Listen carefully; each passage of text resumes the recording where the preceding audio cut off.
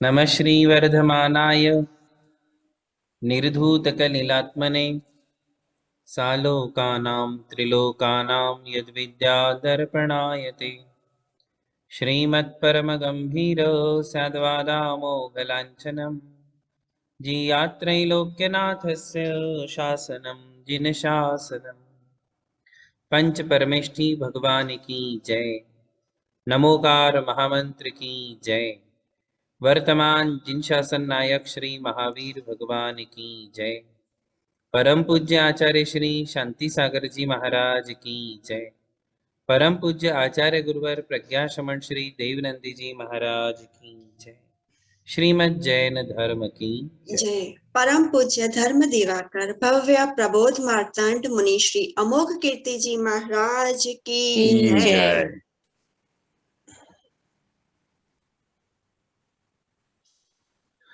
धर्म स्नेही बंधुओं,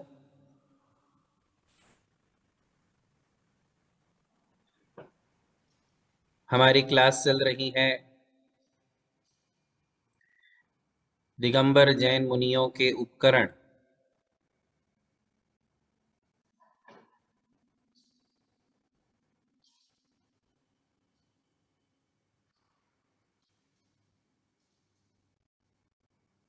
पिछली क्लास में हमने बताया था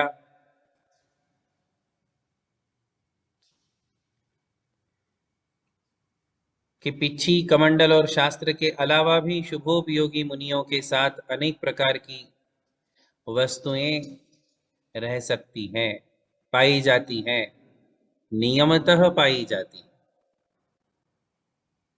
जिसमें खास करके हमने आपके लिए चैत्यालय की बात बताई थी कि चैत्यालय शुभोपयोगी मुनियों के लिए भक्ति का उपकरण है, क्योंकि मुनियों के षट आवश्यक क्रियाओं में जो स्तुति और वंदना नाम का आवश्यक है, वह आवश्यक बिना चैत्यालय के पूर्ण नहीं हो सकता है, क्योंकि इन आवश्यकों में परिक्रमा लगाई जाती है, पंचांग नमस्कार किया जाता है, आवर्त किए जाते हैं, शिरोन्नति की जाती है।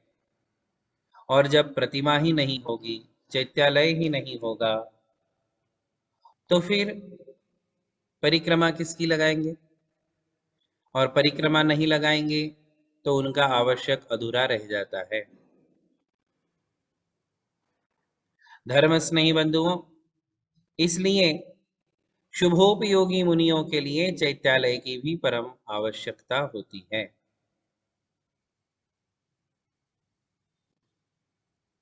वस्तुएं गृहस्थों के पास भी पाई जाती हैं और वस्तुएं मुनियों के पास भी पाई जाती हैं।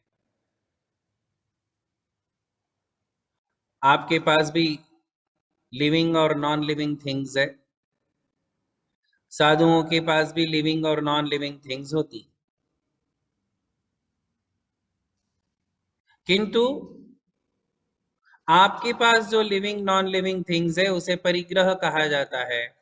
मुनियों के पास जो लिविंग नॉन लिविंग थिंग्स है उसे उनका उपकरण कहा जाता है, संघ कहा जाता है। वे शिष्य के रूप में जो उनके साधुगण होते हैं संघ में, उसे समय सार जी की टीका में जैसे नाचार्य जी ने सचित्त अचित्त परिग्रह कहा है, वह परिग्रह शब्द का अर्थ उपकरण ही है। परिग्रह की परिभाषा हमारे लिए समझना होगा। परिग्रह किसे कहते हैं? परिग्रह शब्द आपने सुना है क्या? सभी ने सुना है ना? या सिर्फ 9 ग्रह सुने हैं? सोम, मंगल, बुध, गुरु, शुक्र, शनि, रवि, राहु, केतु, ये 9 ग्रह होते हैं। और इन 9 ग्रह के भी ऊपर कौन है? परिग्रह। ये बड़ा ग्रह है परिग्रह। इसकी परिभाषा उमा स्वामी आचार्य श्री ने तत्वार्थ सूत्र जी के 7वें अध्याय में कही है, और वो कहते हैं मूर्छा परिग्रह। मूर्छा परिग्रह। अब आप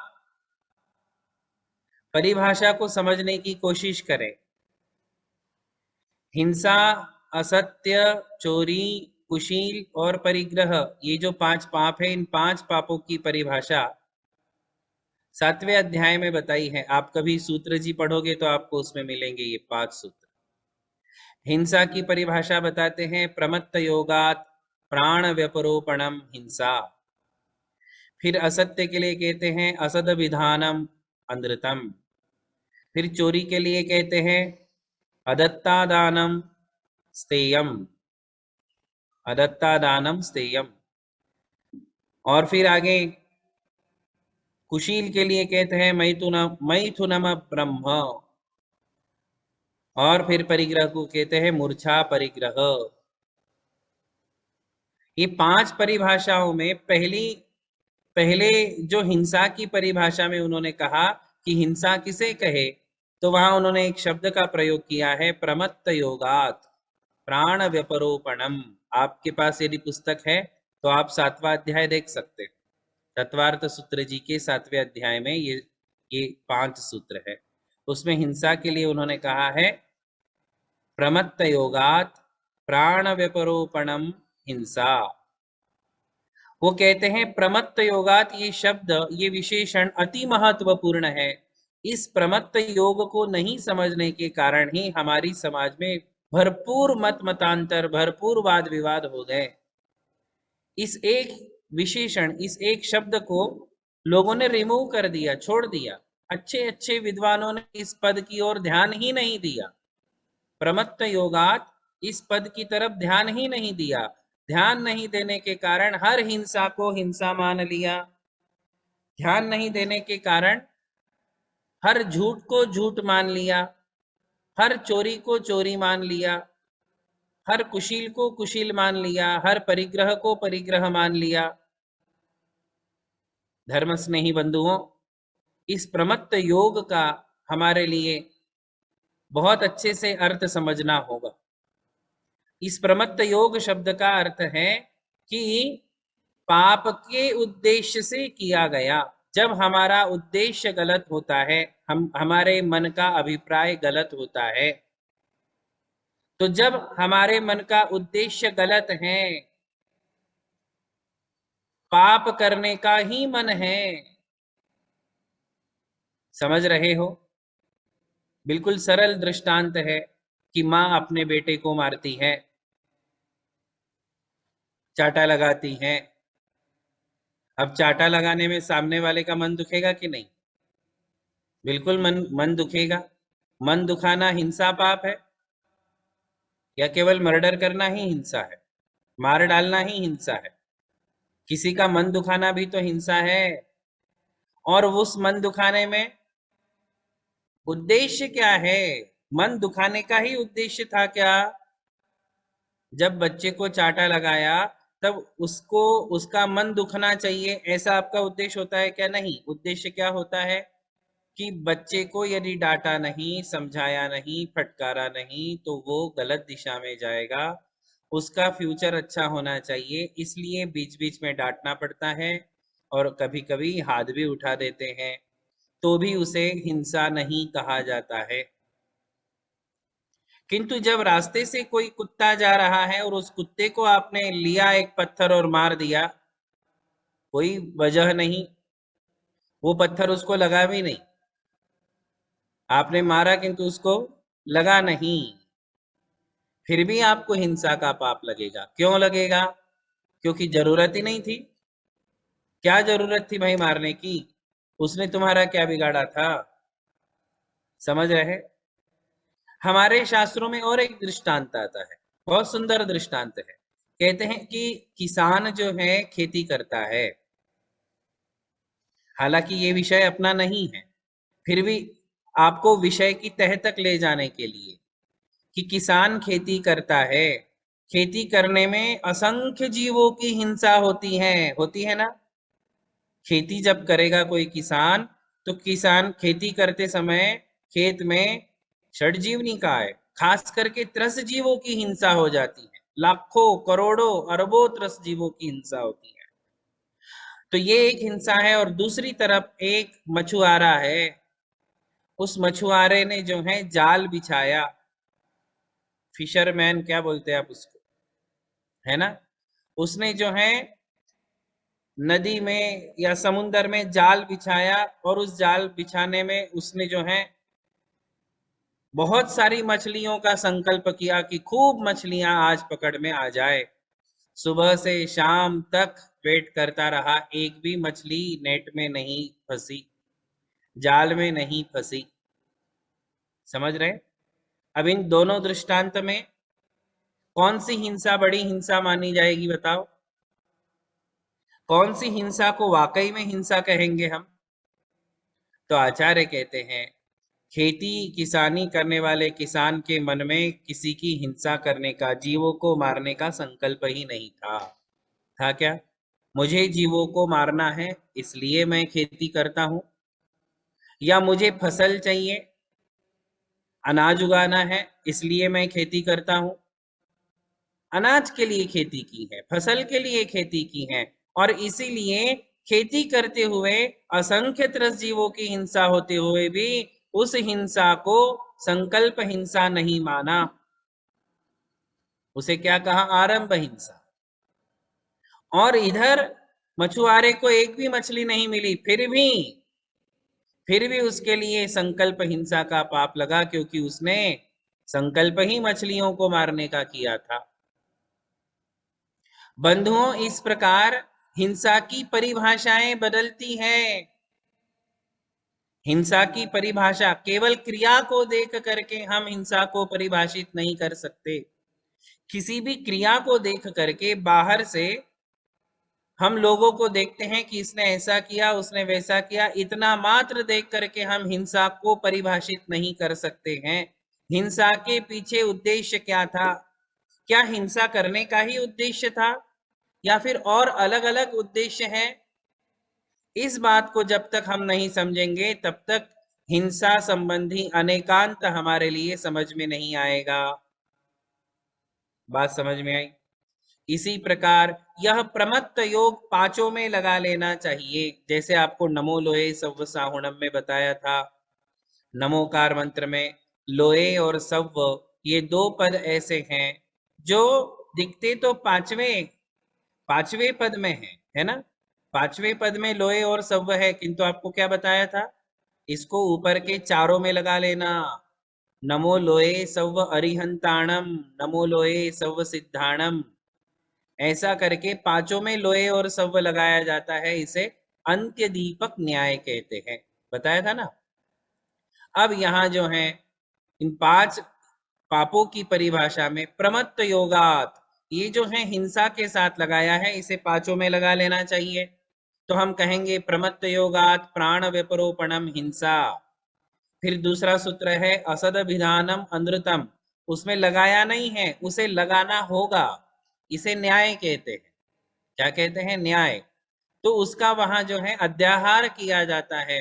फिर कहा जाएगा प्रमत्त योगात असद विधानम अनृतम, प्रमत्त योगात अदत्तादानम स्तेयम, प्रमत्त योगात मैथुनम ब्रह्म, प्रमत्त योगात प्राण मूर्छा परिग्रह। बात समझ में आई? और उसका अर्थ क्या हुआ कि यह जो परिग्रह है यह भी प्रमत्त योग पूर्वक है तो परिग्रह है, मूर्छा है अन्यथा नहीं। और प्रमत्त योग क्या है कि पाप करने की इच्छा से यदि सामग्री को अपने साथ रखा है, विषय भोगों के लिए यदि सामग्री को साथ में रखा है, तो वह सामग्री परिग्रह है। मुनियों के लिए चर्चा क्या चल रही है? मुनि महाराज की चर्चा चल रही है कि मुनि महाराज अपने साथ क्या क्या रख सकते हैं, कौन कौन सी चीजें रख सकते हैं।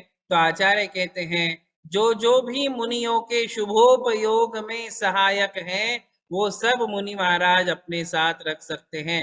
शुभोपयोगी मुनियों की चर्चा है। शुभोपयोगी अपहृत संयमी, जो जघन्य अपहृत संयमी हैं, हीन संहनन वाले मुनि महाराज हैं, वे शुभोपयोगी हैं। और शुभोपयोग के उद्देश्य से यदि वो कुछ भी अपने साथ रखते हैं तो वो परिग्रह नहीं है, वह परिग्रह नहीं है। शुभोपयोग के उद्देश्य से यदि उनके मन में अशुभोपयोग की इच्छा हो जाती है तो यदि वो कुछ भी रखते हैं तो वो परिग्रह बन जाएगा। अशुभोपयोग क्या है मुनियों का?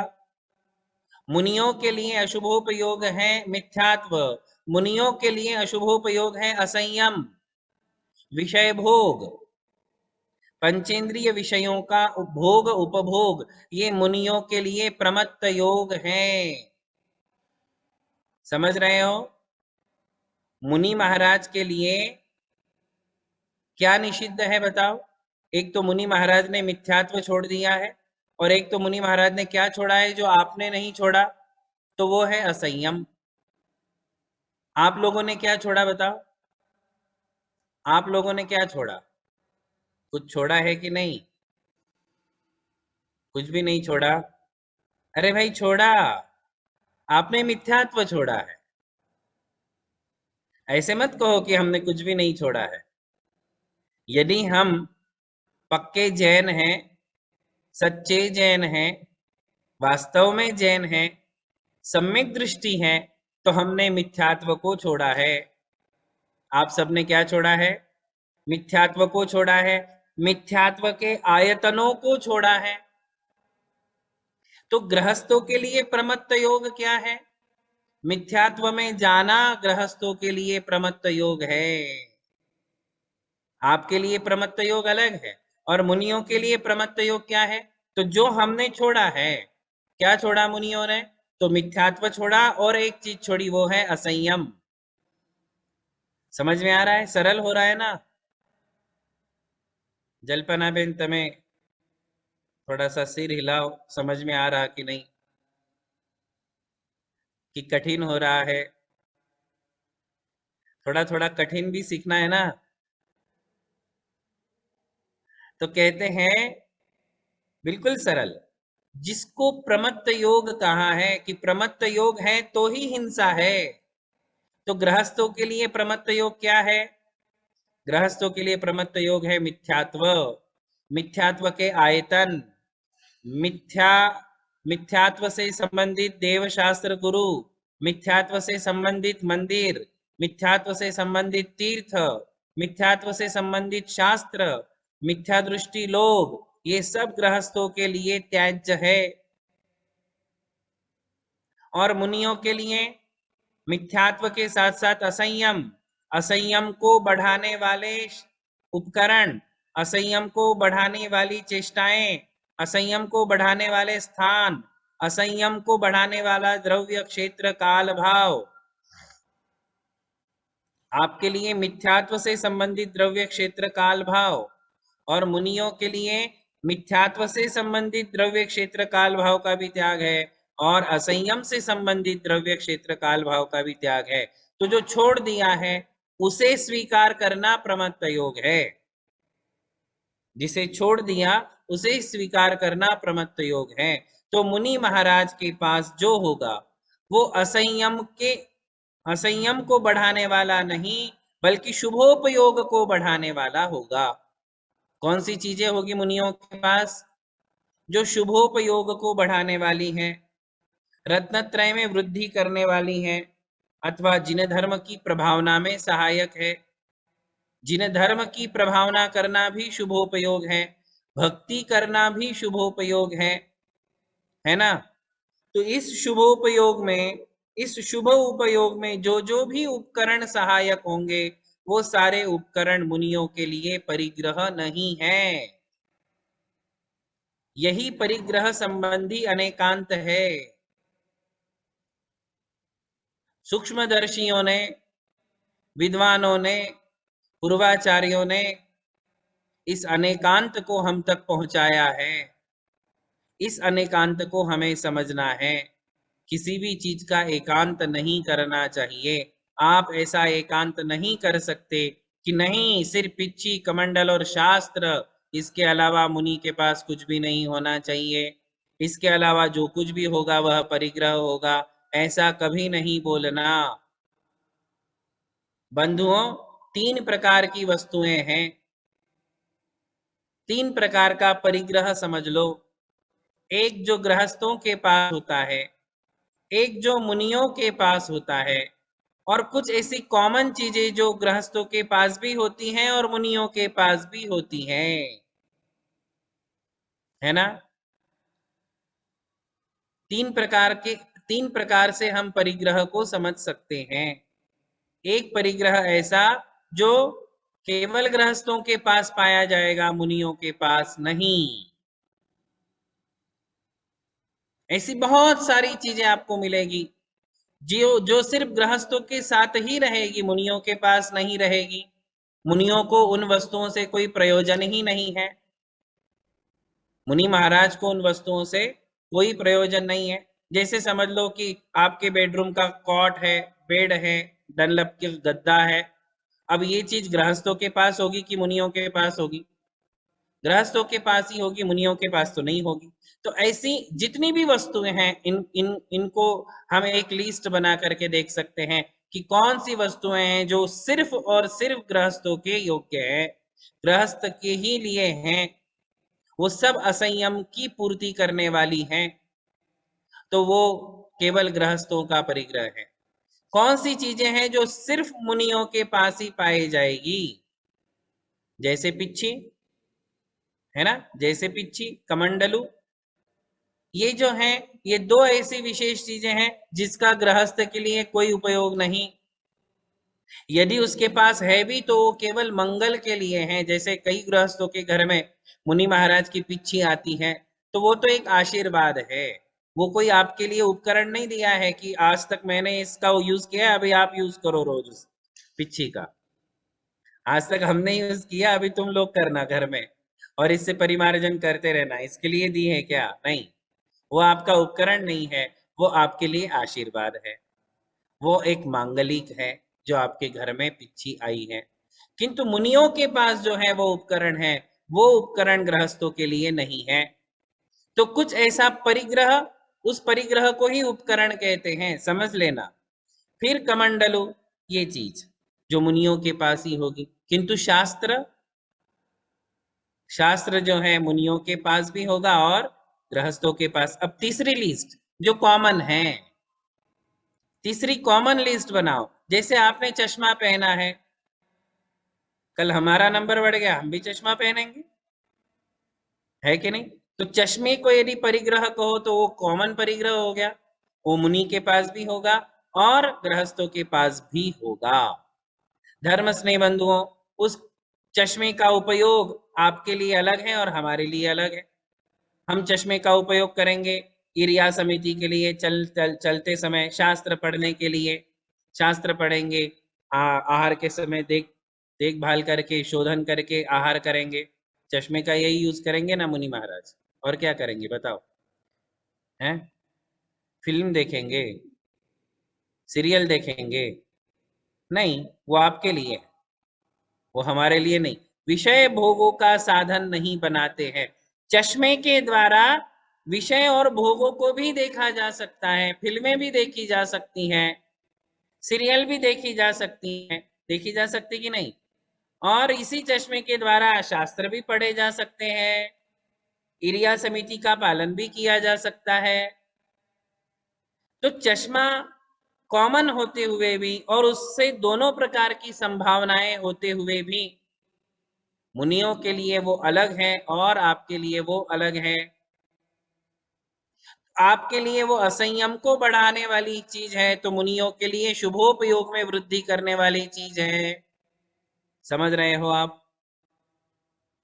कॉमन कॉमन चीजें जो बता रहा हूं, तीसरी लिस्ट, एक लिस्ट तो ऐसी है जो केवल गृहस्थों के लिए है, जो सिर्फ असंयम को ही बढ़ाएगी। उसे हम किसी भी एंगल से ये नहीं कह सकते कि ये चीज मुनियों ने रख ली तो मुनियों के लिए भी काम आएगी, नहीं, वो केवल गृहस्थों के लिए ही है, असंयम का ही कारण है। और कुछ एक ऐसे चीजें हैं जो केवल मुनियों के पास ही रहेगी, वो शुभोपयोग की वृद्धि करने वाली ही होगी। जैसे पिच्ची है, उस पिच्ची से कौन सा मनोरंजन कर लेंगे, उस पिच्ची से कौन सा विषय भोग कर लेंगे, कुछ नहीं। पिच्ची के साथ कौन सी मौज मस्ती कर लेंगे, कुछ नहीं। वो केवल संयम का उपकरण है, वो शुभोपयोग का साधन है। किंतु कुछ चीजें ऐसी हैं, उसकी लिस्ट भी आपको बनाना है कि ये हमारे पास भी हो सकती हैं, मुनियों के पास भी हो सकती हैं। मुनियों के पास यदि ये चीज होगी तो शुभोपयोग में बढ़ाने वाली, शुभोपयोग की वृद्धि के लिए होगी। हमारे पास यदि वो चीज होगी तो हमारे केवल असंयम का ही कारण बनेगी। हो सकता है आप भी उसका अच्छा यूज करो, जरूरी नहीं है कि मिस यूज ही होगा। आप भी उसके, तो आपके लिए वो शुभ और अशुभ दोनों प्रकार के उपयोग का कारण हो सकती हैं। किंतु मुनि महाराज उस वस्तु का उपयोग केवल शुभ के लिए करेंगे। फॉर एग्जाम्पल देखिए, सारा भ्रम निकल जाएगा। वरना परिग्रह को लेकर के खूब मुनियों की निंदा करने वाले भी लोग हैं। आप लोग करते कि नहीं पता नहीं, हमारे देश में तो खूब लोग करते हैं, है ना।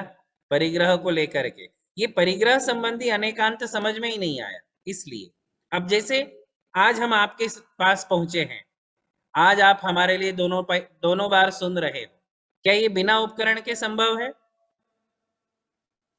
हमारे सामने एक ये इलेक्ट्रॉनिक आइटम रखा हुआ है, रखा है ना, और इसके थ्रू हम आप तक पहुंच रहे हैं। तो ये चीज, ये जो इलेक्ट्रॉनिक आइटम है, इंस्ट्रूमेंट है, इस इंस्ट्रूमेंट के थ्रू हम आप तक पहुंच रहे हैं, आपको सिखा रहे हैं, समझा रहे हैं, क्लासेस चल रही हैं, ठीक है ना। तो अब ये चीज हो गई शुभोपयोग का कारण। यही चीज आपके पास है तो आप उसमें क्या क्या करते हो? व्यापार। यही लैपटॉप जब आपके सामने होता है तो इसी लैपटॉप के थ्रू आप करोड़ों का बिजनेस करते हो। इसी लैपटॉप में आप कई मूवीज देख डालते हो। इसी लैपटॉप के द्वारा कई सारे काम आप करते हो, जो कि शुभोपयोग का कारण नहीं है, जो अशुभोपयोग को बढ़ाने वाला है, असंयम को बढ़ाने वाला है। समझ में आई बात? अब ये कॉमन उपकरण हो गया। यदि हम शुद्धोपयोगी होते तो इसको भी छोड़ देते, तो हम तो ध्यान करते। क्या करते? यदि हम शुद्धोपयोग की स्टेज में होते तो हम तो ध्यान करते, फिर तब हमारे लिए ये वस्तु भी परिग्रह बन जाती। शुद्धोपयोगी मुनि है, मोक्ष के लिए ध्यान कर सकते हैं, तपस्या कर सकते हैं, फिर भी वो शुद्धोपयोग को छोड़कर यदि शुभोपयोग में आते हैं बिना कारण, जो बड़ा काम कर सकते हैं वो यदि छोटा काम करेंगे तो उनके लिए वो दोषपूर्ण हो जाएगा। किंतु हम में, मेरे में, मुझ में शुद्धोपयोग में जाने का सामर्थ्य नहीं है। मैं शुभोपयोग में ही रह सकता हूं, आगे नहीं बढ़ सकता हूं, क्योंकि काल ही ऐसा है। पंचम काल है, विषम काल है। यहाँ ध्यान की अवस्था नहीं है, यहाँ शुद्ध आत्मा की अवस्था नहीं है। यहाँ केवल हम दो उपयोग में जीने वालों में से हैं। या तो हमारे पास अशुभ उपयोग होगा, या तो हमारे पास शुभ उपयोग होगा। शुद्ध उपयोग के लिए यहाँ कोई चांस ही नहीं है। ऐसे समय में हमारे मुनिराज इस काल में किसकी शरण में रहते हैं? शुभोपयोग की। किसकी शरण में रहेंगे? शुभोपयोग की। अशुभोपयोग में मन, वचन और काय को जाने नहीं देते हैं, और यदि जाता है तो उसका प्रायश्चित लेते हैं, उसके लिए प्रतिक्रमण करते हैं, उसके लिए आलोचना करते हैं कि गलती से, जाने अनजाने में यदि मेरा मन विषय भोगों में गया हो, अशुभोपयोग में गया हो, आर्त रौद्र ध्यान में गया हो, तो तस्मिच्छा में दुक्कड़म। क्या बोलते मुनि महाराज? दोनों टाइम प्रतिक्रमण। अभी हम आपकी क्लास लेने के पहले प्रतिक्रमण करके ही आए, तो प्रतिक्रमण में हम बोल के ही आए कि यदि हमारे द्वारा मनसा वचसा कर्मणा किसी प्रकार से भी आर्तरौत्र ध्यान हो, यदि विषय कषायोग से संबंधित भाव हो, तो तत्समिच्छा में दुक्कड़म, मेरे पाप मिथ्या हो। बात समझ रहे हो? तो मुनियों के पास अभी जो ये उपकरण है, ये उपकरण काहे का हो गया? शुभोपयोग का उपकरण बन गया। ऐसी जितनी भी चीजें हैं जो प्रभावना का कारण है, शुभोपयोग में वृद्धि का कारण है, रत्नत्रय की प्रभावना कराने वाले हैं, ऐसी चीजों के लिए। अब ये धर्म प्रभावना का साधन बन गया। क्या बन गया? धर्म प्रभावना का साधन बन गया। इससे दोनों चीजें संभव है, इसका मिसयूज भी हो सकता है और इसका बहुत अच्छा गुड यूज भी हो सकता है। तो ऐसी कॉमन चीजें हैं जो मुनियों के पास भी होगी और जो श्रावकों के पास भी होगी। होने पर भी मुनियों के प्रमत्त योग नहीं होने से वह परिग्रह नहीं कहलाएगा, और गृहस्थों के प्रमत्त योग होने से, असंयम होने से वो उनका परिग्रह बन जाता है। ठीक है, परिग्रह की परिभाषा समझ में आई? यदि किसी को नहीं आई हो तो हैंड रेज करके पूछ सकते हैं। किंतु हमारे लिए भ्रमित नहीं होना चाहिए। परिग्रह को लेकर के कभी भी मिथ्या मान्यताएं नहीं होनी चाहिए। बंधुओं, धर्म की प्रभावना करने के लिए, धर्म की वृद्धि करने के लिए, समाज को धर्म की दिशा बोध दिखाने के लिए साधु संत, शुभोपयोगी मुनिराज जो भी इंस्ट्रूमेंट का यूज करेंगे, वो इंस्ट्रूमेंट मुनियों के लिए परिग्रह नहीं है, वह प्रभावना का कारण है, शुभोपयोग का कारण है, इसलिए वह भी उपकरण है। बस इस बात को हमारे लिए समझ लेना चाहिए। घर में आप भी रहते हो, घर में हम भी रहते हैं ना, फिर भी आपको गृहस्थ कहते हैं, हमको गृहस्थ नहीं कहते। रहते हो, आपका घर है, हमारा घर नहीं है। अभी हम बैठे, ये भी एक घर है, किंतु इस घर को घर नहीं कहा, गृहस्थी नहीं कहा। भाई, ग्रहे तिष्ठति इति गृहस्थ, जो घर में रहता है उसे गृहस्थ कहते हैं। और मुनि महाराज भी घर में रह रहे हैं, किंतु फिर भी उसे घर नहीं कहते हैं। क्यों? क्योंकि घर कहने का अर्थ है परिवार। परिवार का अर्थ है जहां पति है, पत्नी है, माँ बाप हैं, बहू बेटे हैं, सास ससुर है, उसे कहते हैं घर। केवल चार दीवार को घर नहीं कहते हैं। चार दीवार को घर कहेंगे तो सारे मुनि महाराज गृहस्थ हो जाएंगे, शुभोपयोगी मुनि, क्योंकि वो चार दीवार के अंदर ही रहते हैं। शुद्धोपयोगी मुनि ओपन प्लेस में रहते हैं, शुभोपयोगी मुनि चार दीवार के अंदर ही रहते, जहां भी जाएंगे किसी न किसी छत के अंदर ही रहेंगे, घर के अंदर ही रहेंगे। होने पर भी उन्हें गृहस्थ नहीं कहते। बस इसी को समझ जाइए आप। इसी से आपको परिग्रह और अपरिग्रह इन दोनों की परिभाषा समझ जाएगी। मुनि महाराज का जो भी द्रव्य, क्षेत्र, काल, भाव है, वो सब शुभोपयोग का निमित्त है। वो जहां भी रहेंगे अपनी षट आवश्यक क्रिया ही करेंगे। विहार करते समय रोज एक घर बदलता है, एवरी डे, 2 बार, एक दिन में 2 बार स्थान बदलता है। जब हम लोग विहार करते हैं, विहार में रोज एक एक घर बदले, 2 घर बदले। आप तो अपनी लाइफ में एक ही घर में पूरी जिंदगी निकाल लेते हो, और हम लोग देखो हमारे जीवन में कितने कितने घर बदल जाते हैं, जरा देखो तो। यदि समझ लो कोई मुनि महाराज ने 50 साल अपने जीवन में निकाले हैं, तो 50 चातुर्मास कर लिए उन्होंने, और 50 साल में विहार किया है। यदि हर साल में 2 महीना विहार किया हो, तो 2 महीने में कितने घर बदले उन्होंने, बताओ? 120 घर। सुबह एक घर, दोपहर में एक घर, सुबह आहार कहीं तो रात में लेटना कहीं, विश्राम कहीं। 120 घर 2 महीने में बदल दिए। ठीक है ना? अब आप पूरे 50 साल में निकालो कितने घर बदले, कितने घर बदले 50 साल में। तो कम से कम कितने निकल आएंगे? 12,000। मतलब कुछ तो आंकड़ा आएगा, या 6,000, 10,000, जो भी। अब आपने देखो आप कितने घर में रहे एक ही जिंदगी में, एक जीवन में। आप या तो ज्यादा, एक घर में, किसी ने 2 घर में, किसी ने 4 घर में, महिलाओं ने 2 घर में निकाला है, एक अपने पियर में, एक अपने ससुराल में। कितने घर बदले आपने? इंसान गृहस्थ अपनी जीवन में ज्यादा से ज्यादा 4 या 5 बार अपने घर बदल लेता है, और फिर परमानेंट उसी में रहता है। और मुनि महाराज कम से कम 5-10 हजार घर बदल देते, फिर भी मुनि महाराज गृहस्थ नहीं है क्या, बताओ? मुनि महाराज को फिर भी गृहस्थ नहीं कहा, इतने घर बदल लेते हैं, फिर भी गृहस्थ नहीं है। और आप लोग एक ही घर में जिंदगी निकालते, फिर भी गृहस्थ है। क्यों? क्योंकि आपका घर में ममत्व है, मोह है, मूर्छा है, लगाव है, आसक्ति है। आप अपने घर के लिए अर्थात परिवार के लिए जीते हो। भरपूर मात्रा में मोह है और इस आसक्ति के कारण, मोह के कारण ही आपको गृहस्थ कहा है। और हमारे मुनि महाराज ये सारे असंयम को, आसक्ति को, लगाव को छोड़ दिए हैं। इसलिए इतने घर बदलने के बावजूद भी उसे परिग्रह नहीं कहा है, गृहस्थ नहीं कहा है। धर्म स्नेही बंधुओं, हमारे लिए ये सारी परिभाषाओं को समझना है और परिभाषाओं को समझते हुए मुनि महाराज की चर्या को समझना है। तो मुनि महाराज के पास क्या क्या उपकरण होंगे? तो एक ही लाइन में आंसर देना है।